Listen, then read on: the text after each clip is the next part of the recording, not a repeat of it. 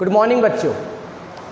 Physics में last lecture में हमने विमीय विधि से कुछ न्यूमेरिकल सॉल्व किए थे टाइप नंबर फर्स्ट, जिसमें हमने जो फिजिक्स के जो फॉर्मूलेज थे उनको डायमेंशंस मेथड से विमीय विधि से हमने सिद्ध किया था। उसके बाद में हमने टाइप नंबर सेकंड पढ़ा था, जिसमें हमने जो कांस्टेंट थे, ठीक है, फार्मूलाज के अंदर जो कांस्टेंट आते हैं उनकी वैल्यू डायमेंशंस की फॉर्म में हमने कैलकुलेट की थी। आज हम लेक्चर नंबर 5 में chapter number first type number third study करने जा रहे हैं, विमीय विधि से सूत्रों का निर्माण करना। ठीक है, कि मान लीजिए हम किस तरीके से हमारे पास में कुछ थ्योरी होगी और उससे हम किस तरीके से डायमेंशंस मेथड से विमीय विधि से जो है हम फॉर्मूले क्रिएट करेंगे, किस तरीके से हम फॉर्मूले बनाएंगे। तो एक क्वेश्चन हम इसके लिए लेते हैं। देखिए कि यदि ये क्वेश्चन मैंने आपको टाइप नंबर फर्स्ट में भी जो प्रूफ करवाया था उसी को अब हम घुमा के ले रहे हैं कि यदि किसी वृत्तीय पथ पर गमन कर रहे पिंड पर लगने वाला विकेंद्रीय बल F, कि किसी वृत्तीय पथ पर आप देखिए, ये मान लीजिए कोई वृत्तीय पथ है, ठीक है, और ये कोई पिंड है जिसका द्रव्यमान कितना है स्मॉल m और त्रिज्या कितनी है स्मॉल r, और ये पिंड के वेग से गति कर रहा है भाई v वेग से गति कर रहा है, और इसके केंद्र की ओर एक सेंट्रीपिटल फोर्स लग रहा है अभिकेंद्रीय बल Fc, कि किसी वृत्तीय पथ पर गमन कर रहे पिंड पर लगने वाला अभिकेंद्रीय बल F, वृत्त की त्रिज्या r, पिंड के द्रव्यमान m तथा पिंड के वेग v पर निर्भर करता है। तो विमीय विधि से अभिकेंद्रीय बल F का सूत्र उत्पन्न कीजिए। देखिए क्या कह रहा है कि वृत्तीय पथ पर गमन करने वाले पिंड का अभिकेंद्रीय बल F, ठीक है, ये वृत्त की त्रिज्या कौन कौन भाई r, पिंड के द्रव्यमान m और पिंड के वेग v पर निर्भर कर रहा है। तो ये निर्भर कर रहा है भाई इस तरीके से, ठीक है। तो हम ये मान लेते हैं कि ये r की घात a पर, m की घात b पर और v की घात c पर निर्भर कर रहा है। इसको दे दो इक्वेशन नंबर फर्स्ट। अब हमें डायमेंशंस मेथड से इस अभिकेंद्रीय बल F का फॉर्मूला कैलकुलेट करना है। तो देखो मुझे पता है F क्या है भैया, F है आपका अभिकेंद्रीय बल। बल है तो बल की विमा तो आपको पहले से ही पता है, m1 L1 T-2, प्रोपोर्शनल का साइन बिल्कुल इसी तरीके से। r का मतलब त्रिज्या, त्रिज्या क्या हो गई बेटा दूरी हो गई, तो दूरी हो गई तो इसका मतलब L1 इसकी घात a। m क्या है द्रव्यमान, द्रव्यमान की विमा क्या है m1 इसकी घात कितनी b। ये कौन है वेग, वेग की विमा क्या थी m0 L1 T-1, अरे वेग बराबर विस्थापन बटा समय, ठीक है, इसकी घात कितनी हो गई c हो गई। इसी को अब हम आगे बढ़ाते हैं m1 L1 T-2 as it is. देखो L की घात a, क्योंकि a जब 1 से मल्टीप्लाई होगा तो a हो जाएगा, m की घात कितनी बेटा b, c m से मल्टीप्लाई होगा तो कितना हो गया 0, c 1 से मल्टीप्लाई होगा तो LC, भाई ये 0 से मल्टीप्लाई होगा तो 0 हो गया तो उसको लिखने की ज़रूरत नहीं है, और t की पावर कितनी -1 से होगा तो -c। आगे बढ़ते हैं m1 L1 T-2 proportional to m की पावर b L की पावर a प्लस c। अब देखो L की पावर कितनी है a प्लस c और t की पावर -c। इसको दे दो इक्वेशन नंबर सेकेंड, ठीक है। अब क्या करेंगे, अब हम दोनों पक्षों की तुलना करेंगे। क्या करेंगे, दोनों पक्षों की तुलना करने पर ऑन कंपेयरिंग बोथ साइड। तो देखो m की पावर b है और यहाँ पर m की पावर कितनी है 1, तो इसका मतलब साफ साफ नज़र आ रहा है कि b की वैल्यू कितनी हो गई भैया 1 हो गई।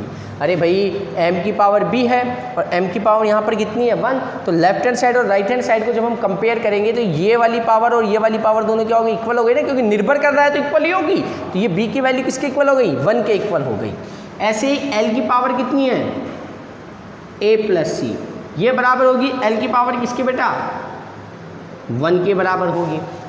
ऐसे ही t की पावर -c और t की पावर -2, तो -c बराबर होगा -2 के, तो c बराबर होगा किसके 2 के। तो c की वैल्यू भी आ गई मेरे पास में। c की वैल्यू मैं उठाकर यहाँ पर सब्स्टिट्यूट कर देता हूँ, ठीक है। तो a प्लस 2 इक्वल टू 1, तो a इक्वल टू -1। तो a की भी तो वैल्यू आ गई मेरे पास, a की वैल्यू कितनी है -1 आ गई। तो a, b और c तीनों की वैल्यू उठाकर समीकरण नंबर कहाँ पर रख देंगे हम, 1 में रखे देंगे। a, b तथा c का मान समीकरण नंबर 1 में रखने पर, तो देखो क्या है समीकरण नंबर 1 भैया, f प्रोपोर्शनल टू r की पावर a, m की पावर b और v की पावर c। तो r की पावर कितनी है, a है, और a का मान कितना आ रहा है बेटा, -1 आ रहा है, तो ये -1। m की पावर कितनी है, b, और b का मान कितना आ रहा है, +1 आ रहा है, तो b का मान +1, ठीक है। और c, v की वैल्यू है c, तो c का मान कितना आ रहा है, 2 आ रहा है, तो v की घात कितनी, 2। ए प्रोपोर्शनल टू, देखो m की घात 1 मतलब ये v², r की घात -1 है, तो बटा में जाके क्या हो जाएगी, +1 हो जाएगी, तो a proportional to mv² upon r, ठीक है। यही जो है अभी केंद्रीय बल का सूत्र हमने विमीय विधि से ज्ञात कर लिया। तो एक न्यूमेरिकल तो इसका ये हो गया, ठीक है। एक और न्यूमेरिकल जो है वो हम इसी मेथड के ऊपर एक और न्यूमेरिकल सॉल्व कर लेते हैं, वो भी मैंने आपको पहले करवाया हुआ है फॉर्मूला में, तो उसको भी अभी हम जो है वो सॉल्व कर लेते हैं। देखिए नेक्स्ट न्यूमेरिकल टाइप नंबर 3 के अंदर हम करते हैं, मान लीजिए कि किसी सरल लोलक का आवर्तकाल कैपिटल T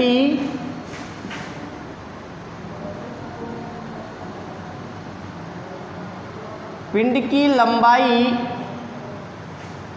पिंड की आलंबन बिंदु से लंबाई,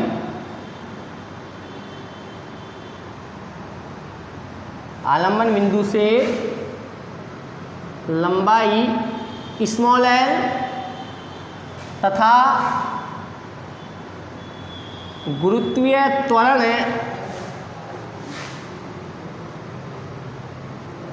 स्मॉल g पर निर्भर करे तो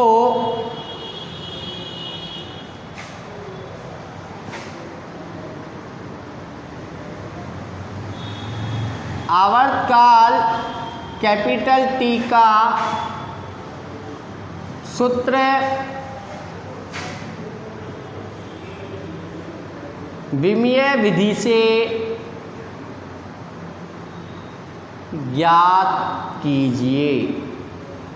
हमें आवर्तकाल का क्या निकालना है भाई, सूत्र निकालना है। वापस वही सरल लोलक हम पढ़ के आए हैं कि ये आलंबन बिंदु है, सस्पेंशन पॉइंट, और यहाँ से एक पिंड लटक रहा है, ये दूरी जो है वो स्मॉल l है। इसके ऊपर गुरुत्वीय त्वरण का लगेगा भाई, नीचे की ओर लगेगा, और ये पिंड जो है इस प्रकार से क्या करेगा, दोलन करेगा, ठीक है। तो ये इसका आवर्तकाल हो गया, एक चक्कर मतलब यूँ गया, यूँ आया, यूँ गया और यूँ आया। मैंने पिछले लेक्चर में बताया था, तो ये आवर्तकाल जो है, और ये जो आवर्तकाल कैपिटल T है ये निर्भर करता है आलंबन बिंदु से पिंड की लंबाई l पर और गुरुत्वीय त्वरण g पर। तो विमीय विधि से हमें सॉल्व करना है, तो मैंने मान लिया इसकी पावर a है और इसकी पावर कितनी है बेटा, b है, ठीक है।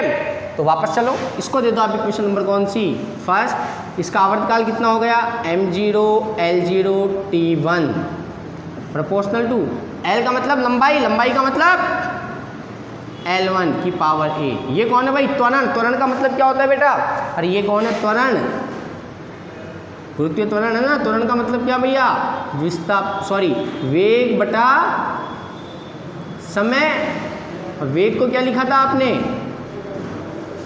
विस्थापन बटा समय, और ये वाला समय ऐसे कैसे है ही है, तो इसका मतलब विस्थापन बटा समय का क्या, स्क्वायर, यानी कि L1, विस्थापन का L1 और समय 2 बार हो गए, t-2, t-2 हो जाएगा, ठीक है। आगे देखिए m0 l0 t1 ऐसे की ऐसे, प्रोपोर्शनल का साइन ऐसे की ऐसे, सॉरी इसकी पावर b है ना। यहाँ पर देखो बेटा l की पावर a, यहाँ पर अपन बात करें तो l की पावर b और t की पावर -2b। ऑल सॉल्व कर लो, m0 l0 t1, l की पावर कितनी बेटा a प्लस b, अरे बेस इक्वल है तो घाते जुड़ जाएगी, ठीक है। और t की पावर कितनी भाई -2b, इसको दे दो इक्वेशन नंबर कौन सी, सेकंड, ठीक है। वापस वही दोनों पक्षों की क्या करेंगे हम, तुलना, तो दोनों पक्षों की तुलना करने पर करो भाई, m तो इधर है ही नहीं, ये तो पावर 0 है तो तुलना की जरूरत ही नहीं है। a plus b equal to l की पावर a प्लस बी, इधर l की पावर कितनी है 0। t की बात करो, t की पावर कितनी है भैया -2b इक्वल टू, इधर से कितना है बेटा प्लस का 1, तो b इक्वल टू कितना आ जाएगा -1/2, तो b का मान कितना आ गया -1/2, ये मान यहाँ पर रख दो आप, a -1/2 इक्वल टू कितना 0, तो a इक्वल टू कितना भाई प्लस का 1/2, तो a और b के ये दोनों मान उठाकर समीकरण नंबर 1 के अंदर क्या कर देंगे हम, वैल्यू को पुट कर देंगे। तो देखो क्या होगा कि a तथा b का मान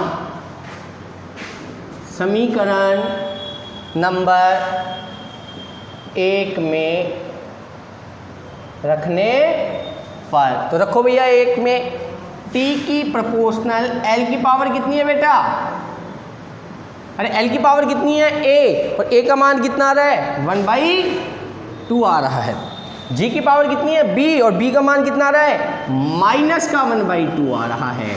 तो t प्रोपोर्शनल टू l की पावर 1/2 ऐसे कैसे, ये माइनस से इसलिए बटा में ले गए, g की पावर 1/2, तो t प्रोपोर्शनल टू घात 1/2 का अंडर रूट लिख सकता हूँ, और इसको क्या लिख सकता हूँ अंडर रूट g, दोनों को एक साथ लिख सकता हूँ t proportional to under root of l/g। इस प्रकार से हमने ये सवाल भी पूरा हल कर लिया है। तो ये हो गया टाइप नंबर 3। आई होप आप लोगों को शायद समझ में आ गया होगा। अब हम इसके बाद में टाइप नंबर 4 स्टार्ट करेंगे।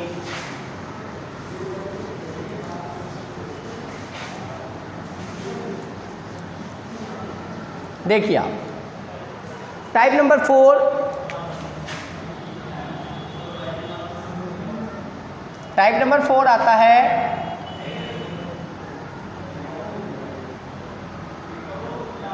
पद्धतियों का रूपांतरण। ठीक है, यहाँ पर हमारे पास दो तरीके के सवाल हैं, क्वेश्चन नंबर ए और क्वेश्चन नंबर बी। हम क्या करेंगे, हमने पद्धतियाँ पढ़ी थी 4 प्रकार की, एनकेएस पद्धति से जाएंगे किसमें, सीजीएस पद्धति में, या फिर सीजीएस पद्धति से जाएंगे किसमें बेटा, एमकेएस पद्धति में। ठीक है, और इस पद्धतियों का रूपांतरण को समझने के लिए एक गोल्डन रूल आप लोगों को याद रखना है। गोल्डन रूल क्या कहता है आपका, कि एक फॉर्मूला है, आंकिक मान जो होता है ये इनवर्सली प्रोपोर्शनल होता है मात्रक के। आंकिक मान किसके इनवर्सली प्रोपोर्शनल होता है भाई, मात्रक के। आंकिक मान का मतलब numerical value inversely proportional to 1/यूनिट। Numerical value is inversely proportional to 1/यूनिट। ये इसको शॉर्टकट में लिखिए तो n inversely proportional to 1/u। तो यहाँ से अगर अपन इसको सॉल्व करें तो n प्रोपोर्शनल टू q/u, जहाँ पर q क्या है कांस्टेंट, तो q इक्वल टू क्या आ जाएगा nu। ये फॉर्मूला अपने को इसमें काम आएगा। अब ये क्या मतलब है, n is inversely proportional to 1/u। देखो आप ध्यान से, जैसे मैंने कहा 5 किलोमीटर, तो यहाँ पे n का मान कितना है, आंकिक मान कितना है 5, और मात्रक क्या है बेटा किलोमीटर। इनवर्सली प्रोपोर्शनल का मतलब क्या होता है कि ये मान बढ़ेगा तो ये मान क्या हो जाएगा, घटेगा। ये मान बढ़ेगा तो ये मान क्या हो जाएगा, घटेगा। तो अगर ये, अब अगर मैं इसको मीटर में बदलूँ, भाई मैं इस मान को कम करूँ तो ये मीटर कर दिया, तो ये कितना हो जाएगा, 5000। तो आप देखो किलोमीटर से मीटर, यानी कि मैं नीचे गया लेकिन आंकिक मान क्या हो गया, 5 से 5000 बढ़ गया। इसी टॉपिक के साथ में हम आज की क्लास को रिमूव करते हैं, ठीक है, और टर्मिनेट करते हैं। कल जो है हम इसके आगे का स्टार्ट करेंगे। Thank you so much.